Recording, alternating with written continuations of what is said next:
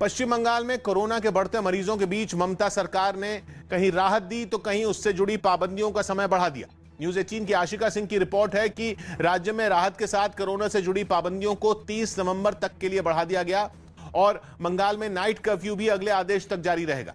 हालांकि काली पूजा और छठ पूजा के लिए नाइट कर्फ्यू से लोगों को राहत भी दी गई, जिसके तहत 2 से 5 नवंबर और फिर 10 और 11 नवंबर को नाइट कर्फ्यू में छूट मिलेगी। साथ ही लोकल ट्रेनें भी 50% क्षमता के साथ चलती रहेंगी। इसके अलावा स्कूलों और कॉलेजों को 16 नवंबर से खोलती नहीं बचेगी। दुनिया के कई देशों की तरह भारत में भी कोरोना के मरीजों की संख्या में बढ़ोतरी के बावजूद लोग इससे सबक लेने को तैयार नहीं दिख रहे। देश की राजधानी दिल्ली के बाजारों में कोरोना से बचाव के नियमों की अनदेखी से सरकार और प्रशासन की टेंशन बढ़ गई, जिसकी वजह बड़े बड़े बाजारों के साथ ही सब्जी मंडियों में उमड़ने वाली भीड़ में दिखी, जहां सोशल डिस्टेंसिंग तो दूर, लोग मास्क तक से कन्नी काटते मिले।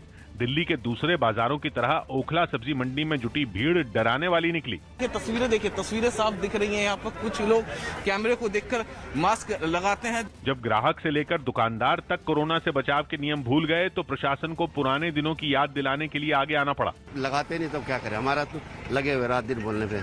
लेकिन चेतावनी के बावजूद कुछ लोगों पर इसका कोई असर नहीं हुआ। जबकि मास्क नहीं लगाने वालों के चालान काटने के साथ ही सरकार ने कोरोना से बचाव के तमाम नियमों का पालन करने की मियाद 30 नवंबर तक बढ़ा दी। सरकार का फैसला एक तरफ और लोगों की मनमर्जी दूसरी तरफ।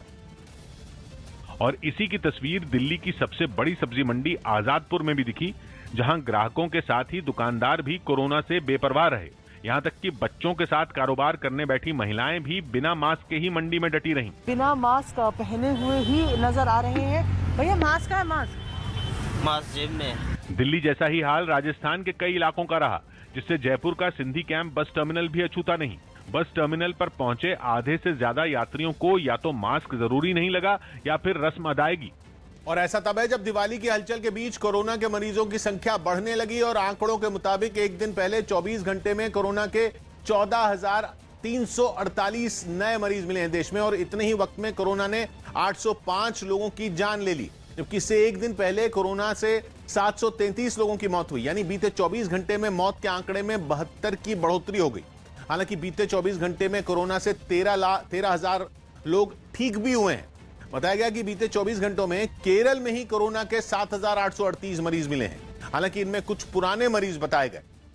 100 बात की एक बात यह कि देश में अब भी 100 में 1 से ज्यादा लोग रोजाना महामारी की चपेट में आ रहे हैं और यह आंकड़ा भी उन लोगों का है जिनका कोरोना टेस्ट हो रहा है। जबकि बहुत से लोगों में कोरोना का कोई लक्षण नहीं है, लेकिन वो वायरस की चपेट में हैं, जिनसे बीमारी उन लोगों को भी हो सकती है जिन्होंने वैक्सीन की दोनों डोज लगवा ली है। लेकिन हम लोगों के दिमाग में फितूर सवार है कि वैक्सीन लग चुकी है तो महामारी से क्या डरना। और यही सोच बाजार में बिना मास्क वालों की भीड़ के रूप में दिख रही है, जो फिर से हालात बिगाड़ सकती है। इसलिए खुद पर नहीं तो कम से कम अपने घर के छोटे बच्चों पर एहसान करने के लिए मास्क लगाइए, क्योंकि बच्चों को तो